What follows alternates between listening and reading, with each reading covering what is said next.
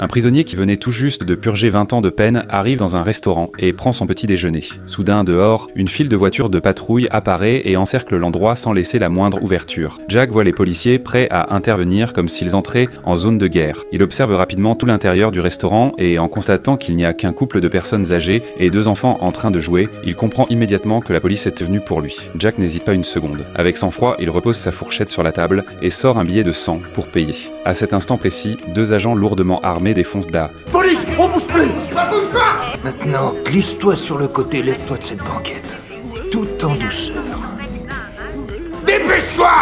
Jamais il n'aurait imaginé que Jack était un général retraité de l'armée. Pour neutraliser ces 2 policiers, un simple geste suffirait. Mais Jack choisit de garder le silence et de coopérer en levant les mains. Il ne le fait pas par peur, mais parce que c'était la première fois qu'il venait dans cette ville inconnue. Avant de comprendre ce qui se passe, il décide d'abord d'évaluer la situation. Après que Jack est conduit au commissariat, une policière nommée Kelly lui tend une feuille pour enregistrer ses informations. Elle lui demande ses données personnelles, mais Jack reste silencieux. Il commence à observer chaque détail du poste avec un regard perçant. Cette attitude irrite immédiatement le chef Allen, qui ordonne alors à ses hommes de jeter Jack dans une cellule. À ce moment-là, un détective noir nommé Axe intervient. Cet homme, qui semble plus raisonnable, emmène Jack dans une salle de réunion et lui explique ensuite pourquoi il a été arrêté. Il se trouve que la nuit dernière, un meurtre brutal a eu lieu dans la ville. La victime a reçu 2 balles de 9 mm à l'arrière de la tête, à bout portant. Et le meurtrier, après s'être assuré de sa mort, n'a pas seulement ramassé les douilles, il a aussi frappé le corps pendant 2 heures. Et à la fin, il n'a fait que recouvrir le cadavre d'un morceau de carton mal posé. Le matin, un témoin a vu Jack rôder près de la scène de crime. Alors, ils l'ont arrêté comme suspect. Après avoir entendu cette histoire, Jack, qui était resté muet jusque-là, finit enfin par parler.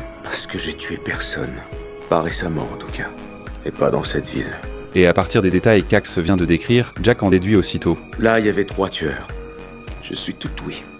Le tireur connaît très bien les armes à feu. Il utilise des balles subsoniques de petit calibre, 9 mm, 95 grains, et il a rajouté un silencieux. En quelques secondes, Jack analyse une quantité d'informations utiles. Après avoir entendu son raisonnement, Axe, même s'il est d'accord avec sa logique, continue de se demander pourquoi Jack se trouvait sur les lieux du crime. Jack n'a pas d'autre choix que d'expliquer. Ce matin-là, il est simplement descendu à la gare routière voisine. En tant que voyageur de passage, son seul but en venant dans cette ville était de rendre hommage à un chanteur de blues aveugle mort ici. On apprendre un peu plus sur lui.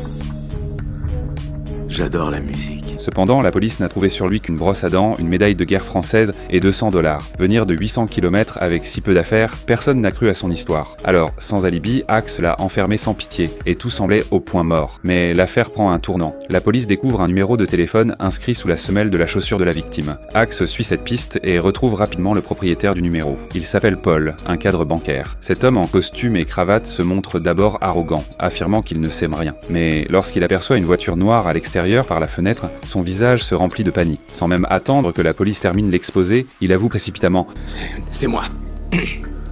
J'ai tué ce mec.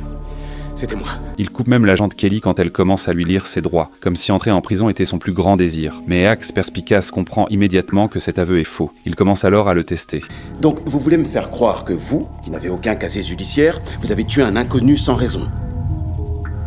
Que vous avez utilisé un fusil à canon scié pour lui tirer une balle dans la tête avant de l'immoler? Oui, c'est ce que j'ai fait. En entendant ça, Kelly et Axe échangent un regard complice. Si Paul est si pressé de servir de bouc émissaire, la police décide de l'arrêter quand même. Peut-être pourront-ils lui soutirer plus d'indices. Avec ce nouveau suspect, Axe réalise aussi qu'il s'est trompé sur Jack. Il s'apprête à le libérer, mais à sa surprise, Jack adopte une attitude provocante. Non. Je demande pardon? Pas tant que j'aurai cette chose autour des poignets. On sait tous les deux que j'ai tué personne et c'est très important. Axe, déconcerté, demande à Kelly d'apporter des ciseaux pour couper, mais Jack l'arrête. Je m'en occupe.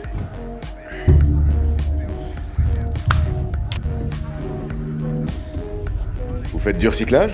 Jack sort alors du commissariat, très sûr de lui. Peu après, le chef de police rattrape Jack et l'arrête de nouveau. Il lui révèle l'identité de Paul et les détails de sa confession récente. Il espère que Jack pourra aider à analyser davantage d'informations utiles. Mais Jack, dont le voyage a déjà été gâché par eux, n'a plus envie de coopérer. Il se contente de se retourner et s'apprête à partir. Voyant que Jack refuse d'aider, le chef commence à mettre la pression. Le fait que Paul ait menti en disant être coupable ne prouve pas l'innocence de Jack. Et Paul a même avoué beaucoup de choses incohérentes. Le chef peut donc raisonnablement soupçonner que Paul essaie de disculper Jack. Ainsi, tant que l'affaire n'est pas close, Jack ne peut pas quitter la ville. Ces mots allument la colère de Jack. Il se retourne brusquement et lâche un indice crucial. Lorsque Paul a été amené au commissariat, l'agent Steven a échangé avec lui un regard étrange pendant 2 secondes. Ce comportement inhabituel suggère clairement qu'un secret les lie. Sans hésiter, le chef décide de convoquer Jack et Steven dans son bureau pour les interroger. Dans la salle d'interrogatoire, une vérité inattendue éclate. Paul et Steven sont cousins. Steven explique que cette nuit-là, toute la famille s'en était réunie. Ils ont tous bu et fêté jusqu'à 2 heures du matin. À ce moment-là, Paul était complètement ivre. Il ne pouvait pas se trouver sur la scène du crime. Même si cela lui fournit un alibi, une question demeure. Pourquoi Paul était-il prêt à endosser la culpabilité à la place d'un inconnu? Bien, espérons qu'une semaine en cellule saura le motiver. Tenez-moi au courant. Qu'est-ce que ça veut dire? Le chef de police affiche alors une lueur de ruse. Avant que Jack puisse réagir, des menottes métalliques froides sont déjà refermées sur ses poignets. Le chef décide d'enfermer Jack et Paul ensemble. Gardez-lui sa montre et son alliance. Il leur faudra pas 5 minutes pour lui voler. J'étais ravi de parler avec vous. Peu après, quand ils arrivent à la prison. À peine entrés, ils tombent sur un gardien aux intentions douteuses. Sous prétexte de rechercher des preuves importantes, il exige qu'ils se déshabillent et subissent une fouille anale en public. Ancien major, Jack sait que ce genre de procédure ne respecte pas les règles, alors il refuse immédiatement. Non.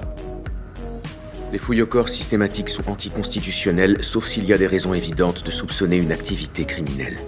La victime que j'ai soi-disant assassinée a été descendue avec une arme qui mesure 10 cm par 15. Si cette arme entrait dans un orifice humain, l'humain en question irait directement à l'hôpital. Et étant donné que c'est le seul objet relié à ce crime, votre requête est illégale. Voyant que le gardien insiste encore, Jack décide de le menacer directement. Maintenant, si tu penses que tu vas réussir à m'inspecter sans finir dans le coma, alors vas-y. Sinon, t'as qu'à cocher la case sur ton formulaire.